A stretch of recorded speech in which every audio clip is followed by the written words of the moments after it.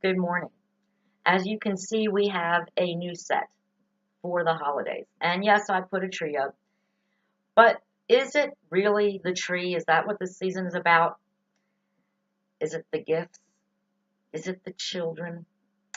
Well, some of my viewers are dealing with this very issue, and it's starting to bother them, as it has bothered me for many, many years now. I got a few letters, and I'm going to read this one, and forgive the glasses or the reflection of the glasses, but this one comes from a male viewer, and usually my mail comes from women. So this is really interesting. And he writes that it breaks my heart because my wife and I have no children. My brother and his wife have 4 children. My wife is not close with her family. She spends all of her time between Thanksgiving and Christmas buying and wrapping thoughtful gifts for my nieces and nephews. She never receives gifts in return. My brother and sister-in-law don't even bother to get her even a little something from the children. It's not about the money, make no mistake about it. And my wife says she truly gets joy out of watching the children open the gifts that she has purchased for them. But what makes me sad is that as the children are getting a little older, and he did not mention the ages of the children, their gift wants and needs have become more expensive. My wife continues to say that my brother and sister-in-law are not as well off financially as we are, and she feels sorry for the children. So she is happy to help out and make their Christmas a little bit more joyful, and it brings her happiness. Okay, that is an interesting topic, and I'm going to give you my response, and I'm going to try to make it not personal because I myself have been through this stuff. Okay, believe me, I have experience with this. So first and foremost, it's interesting that, first of all, that this is your in-laws, and you say your wife isn't close with her family. And it sounds like she gets great joy out of being close to your nieces and nephews, and I think that's really cool.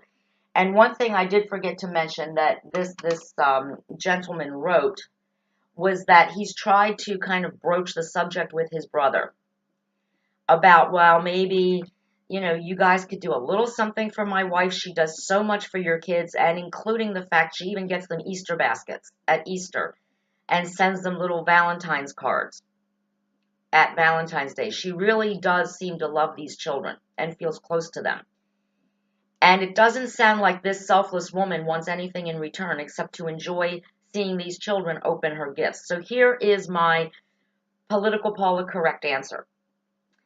As long as your wife is not bankrupting your family, you and your wife, as long as she is not overspending to the point where you are doing without, and she truly does get joy this season out of doing for your brother and sister-in-law's kids, then I don't see anything wrong with it, unless it is really causing an issue between the two of you, because your marriage comes first. And you and your wife have to be on the same page. So my advice to you is maybe talk to your wife and say something like, well, maybe you're overdoing it a little bit. Or talk to your brother and sister-in-law. I don't know how close you are with your brother. Maybe get together with the kids, depending on their ages. If you're close with the kids yourself, and get together and conspiratorially maybe say, how about we get together and do something really nice for Aunt so-and-so because she does so much for you on the holidays. That's my advice. This next question, and of course I will address the questions from this show on Political Paula Incorrect at 11. So stay tuned for that, because I do have another answer for that. It's a little bit more incorrect. Okay, this one is extremely interesting, and I'm going to read it completely because it's important, and it's something that a lot of people deal with. I have no children. My sister and brother have 6 children between them. As the children got older and married, we used to do Secret Santa with a money limit of $50. All very cool. A lot of families do that. You pick a name, and that name is the one gift you have to buy, and then on Christmas Day, you find out who your Secret Santa is. I used to participate in one where we would write down 3 things we want that was $50 or less. And then people would do that for Secret Santa. All nice. But, there's a but. As the nieces and nephews started having kids, my great nieces and nephews, my sister came up with the brilliant idea of only buying for the great nieces and nephews, the children. I feel selfish for saying this, but I resent having to buy gifts for what has now become 10 great nieces and nephews with one more on the way. I walk away with no gifts while my brother and sister receive gifts from their children and grandchildren. I sit and watch them open gifts and am supposed to put on a happy face and ooh and ah over the gifts I watch them open. Am I horrible for feeling this way? Hell no. No. No, you're not. And I'm not sure there is a political, correct way to answer this question because I think it's sad.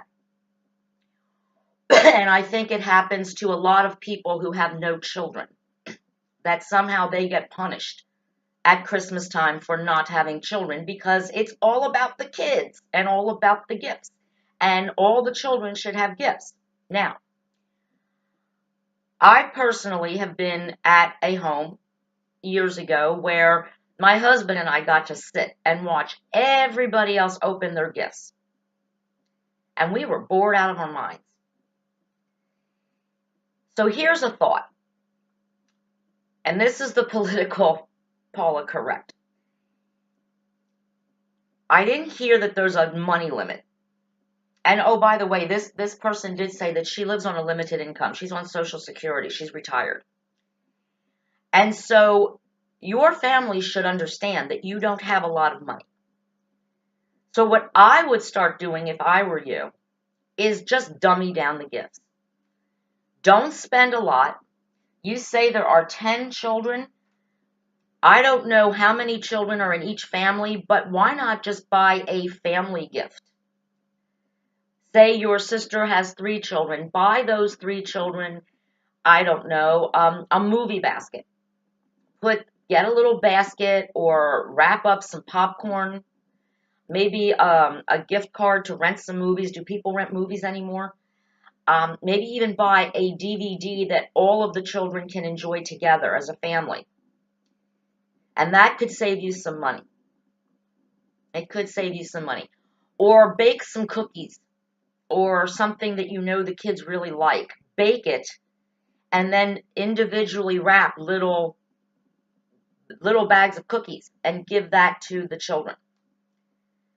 Because the bottom line is nobody should feel that they have to spend above their means for an obligation. And let's remember this. There shouldn't be any have to in gift giving. I mean, that's just political correct. Really, it is political correct. If you have to buy a gift, then don't buy it. If you want to buy a gift and you know you're not getting anything in return, then that's on you, and you buy it and you give it with an open heart. It is a shame, and I may discuss this in a full show at another time, that it does seem that childless couples are punished for not having children, and that people with children tend to get out of obligatory gifts because, well, they have 4 children that we can't expect them to buy us gifts. And see, this is something that's new to me because when I grew up, parents, Santa, and grandparents, and maybe godparents bought gifts for the children. And I don't know about what's changed, but I see it happening a lot in the comments I read and the personal messages I get. That now it seems that extended families are now obligated to purchase gifts. Aunts and uncles are supposed to buy for all their nieces and nephews, whether the aunt and uncle has children of their own or not. When I was growing up, aunts and uncles didn't buy gifts for their nieces and nephews. They just bought gifts for their own children and grandchildren. And the gifts the children received came from Santa, mommy and daddy, grandma and grandpa, and maybe their godparents. And that was it. Auntie and uncle didn't buy gifts. I'm an only child, and my mother was an only child, so I only had great aunts, but they didn't buy me Christmas gifts. And in my cousins' families, they didn't exchange gifts among the siblings and their children. They bought for their own families and then got together for a big dinner afterward. And I do feel for this lady who has to sit for hours and watch every single person in the room open a gift and not have anything, not one gift. And shame on her brothers and sisters, or brother and sister, for not trying to do a little something so that she has something to open on Christmas Day. It would mean a lot. So all I can say to this lady is, look, you know what you're doing. You know what you're getting into on Christmas Day. And if you continue to do it, then you're opening yourself up. And no, you are not selfish at all, my friend. You are not selfish for feeling this way. 'Tis the season of resentment. Believe me, this woman has a lot of resentment. I could say so many things that would get me into so many different kinds of trouble of how I feel resentful this time of the year. And I don't feel that just because someone is more successful than someone else, that they should have the burden of spending all the money and receiving nothing in return, because you can get a Christmas gift for somebody that costs almost nothing. And then let's get to what we're teaching our children. Think about it. Both of these letters that I read today, these children involved, and again, I don't know the ages, but all they see on Christmas Day is that everything under the tree is for them. And I think that's sending them the wrong message. I think that if a child receives a Christmas gift, they need to respond. When I was little, my godmother used to buy me a present every Christmas. And my mother always took me shopping. She dragged me to the store and we bought my godmother, my Nuna, a present from me. Now she's an adult. And with these new rules that are being set up, you only buy for the children. Technically, I didn't need to buy her a gift. But my mother taught me that I did. My mother paid for it. And it was never very expensive. And as I got older, and my godmother would send me a gift, I would make sure, first of all, I called her immediately and thanked her, and then I would try to find something to buy for her. I always reciprocated. In fact, I always reciprocated when people bought me gifts. Now, the family that says, well, my brother and sister-in-law don't have a lot of money and they have 4 kids and we can't expect them to buy us gifts. Wait, okay. You kind of can. Yeah, you kind of can. Because here's the problem. Just because they don't have a lot of money, and believe me, I used to buy gifts for people and I didn't have a lot of money. If you are getting a gift and you know you're getting a gift, I think it's your duty to find something, maybe budget. I mean, this couple with the 4 kids, and they know their sister-in-law is going to bring lots of gifts for the kids. They know that because she's done it every year. They can budget a couple dollars a week and get together and maybe just buy her a $10 gift certificate to a store she likes, or a $25 Visa card to buy something for herself. I think that's very doable.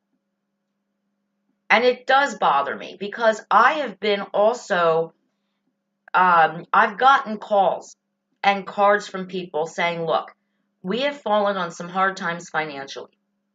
So this year, we cannot afford to purchase Christmas presents outside our immediate family. Please do not buy us gifts as we cannot reciprocate. I think those are the best. You know, it might say, oh, I'm ashamed to say that. Don't be ashamed. I so respect people who do that. I respect anyone who says, you know what? We can't afford to buy you a gift, so please don't buy us one. And then if I choose to buy them a gift anyway, then that's my choice. It's not a big surprise when I show up with a gift because we've done it every year and there's nothing for me. See, that's the surprise part. Or when you show up and you've spent $300 or $400 on a family and you get a $5 box of chocolates from the CVS. That's a surprise. Because years past, you've gotten actually decent gifts. So you have the obligation, if you are in a financially bad situation, to let people know before they do their Christmas shopping that you won't be reciprocating this year. And then let them make the choice. And they may surprise you and buy you a gift anyway. But then at least there will not be this resentment that comes from expecting a gift and not getting one. And by going out and, oh my God, did you see the videos this weekend of all the madness at the malls and the stores, and people were rushing and stamping over people, and it's just ridiculous. Where is the humanity? Stop the madness. It was horrible. And yes, it is resentful time. It's resentment time when you do that, expecting that there'll be something under that tree for you on Christmas Day, and you get nothing except, oh, the joy of watching all the little children open their presents. So remember that too, if you happen to be watching this show and you are one of those people that, look, everybody falls on hard times. And sometimes it's not your fault. So at least be honest about it. And be honest before Black Friday. I know it's a little late now, but let people know there will be no gifts for them under your tree this year. And that way they can make a decision. And also remember this. If someone decides not to buy you a gift because you have said, I don't want a gift, I'm not buying a gift, don't get mad at them because you put it out there. You said no gifts. And it should also mean no gifts for your children either. Because remember what I always say about parenthood. When you decide to have children, they are your responsibility. And that also includes providing them with Santa and Christmas presents. So you can't say, well, we're poor, don't buy us anything, we're not buying you anything, you don't have any kids, so you can buy for our kids. That's not cool. And I had one more quick story, although I may just save it for Political Paula Incorrect, because there is really not a correct way to even talk about this story. So maybe I'll tease you a little bit by reading the letter. Here we go. I wrote this down because I dropped my jaw. My teeth, if I had fake teeth, they'd be on the ground right now, and I'd be like, This woman, the second week in November, she gets mail, actual mail in the mail, and it is a Christmas list of her nieces and nephews. Actually, it's her sister's children. It's only one family member. My sister sends me my nieces and nephews' Christmas list, and she would really appreciate it if when you buy one of the items on the list, you let me know so I can cross it off, because we don't want them to get two of the same thing, because then I have to go out after Christmas and return the doubles. Okay. It's almost like a bridal registry for Christmas gifts. It's like, here's my 10-year-old's wish list. Please let me know what you buy so he doesn't get two of the same thing. Okay. I think we're going to save that one for Political Paula Incorrect, because I actually have no words. that I could possibly say anything nice about that. So we'll save that one for the 11 o'clock Political Paula Incorrect. Stay tuned. I think you're going to like it. I will give the incorrect version of my answers about what I really, really, really, in my deepest, darkest, grinchy heart, think about the letters that I have written to you today. But at the end of the day, and I'm going to discuss these decorations again. This is a tree, okay? It's a tree. And over to the side here, which you can't see, I have a nativity set.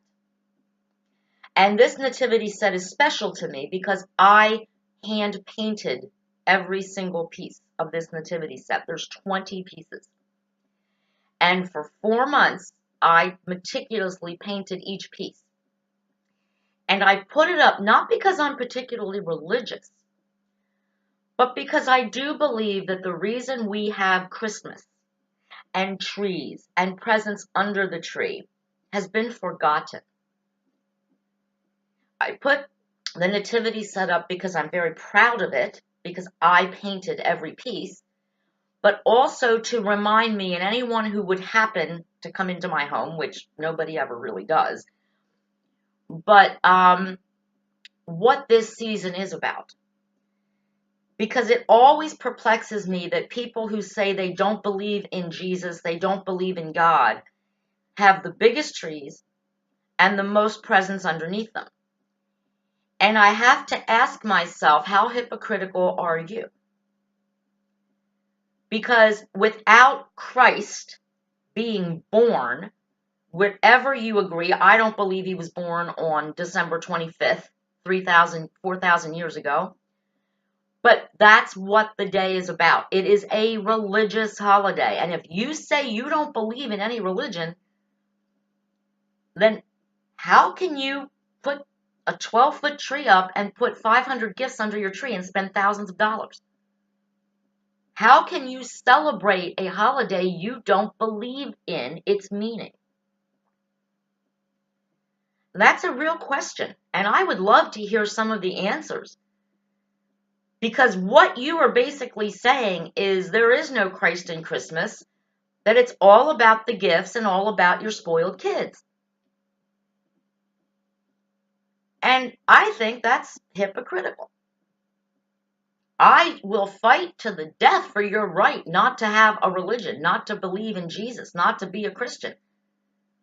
But then I have to ask you, as someone who tries very hard not to be a hypocrite, how do you justify the trees and the gifts and all that? Because once again, it's Jesus' birthday. It's not your kid's birthday. And yet you are teaching them that it is. And that it's all about them. It's all about the gifts, that everybody owes them a present. And some of you have kids that even have the nerve to say, oh, it's clothes. Where's the toys? Believe me, I know, because I used to do that as a child. I was very spoiled at Christmas. And you're not doing your children any favors, trust me. My mother used to tell me, I pity your husband when you get married. Now, my husband is a wonderful man. And we don't exchange Christmas gifts on Christmas. We just buy whatever we want. If I want something, my husband gets it for me.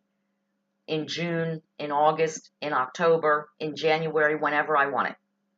We don't wait for one day. Because for us, Christmas is not about the gifts. And it actually isn't really that religious either. We don't go to church. But people who are celebrating a religious Christian holiday and telling their children there is no God, that's a little bit hypocritical. And I'm not even saying that as Political Paula Incorrect, because that is the correct, in my opinion, that's the correct response. If you don't believe in Jesus, if you're not a Christian, if you don't believe in God, you have no business buying a tree and putting thousands of dollars worth of gifts under it for your spoiled little monsters. I'm sure you don't get them Easter baskets, or do you? You don't believe in Jesus, you don't believe he died on the cross for us, you don't believe he arose on the third day, but you buy your kids Easter baskets. Hypocrite. Hypocrite. And I think the bottom line, and I hope my viewers are happy with the answers. They took the time to write the letters and share their personal stories, and I appreciate it. Is you have to talk. You have to speak to each other. The first letter, you have to talk to your brother and sister-in-law, and you have to talk to your wife. And maybe there's a way that she can still get her joy out of giving gifts to your nieces and nephews and not overdo it. Because again, it might make the parents look bad too. If auntie's buying all the cool gifts and mommy and daddy buy us like shit. And as for the other person, this poor woman who's on Social Security and has to buy for 10 children, I think you should talk to your brother and sister and explain your circumstances and be honest about it. I know it's hard to talk about finances when you're broke or when you are not as well off as the other people in your family. But I think you should be honest about it and speak. Love shows and grows. Speak with love, not with anger or resentment. And explain the fact that you simply can't afford to buy all these children gifts anymore. And see if you can all come up with a compromise.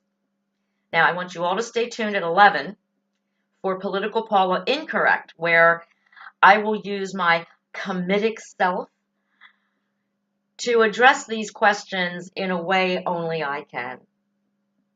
For now, until 11, Political Paula is out.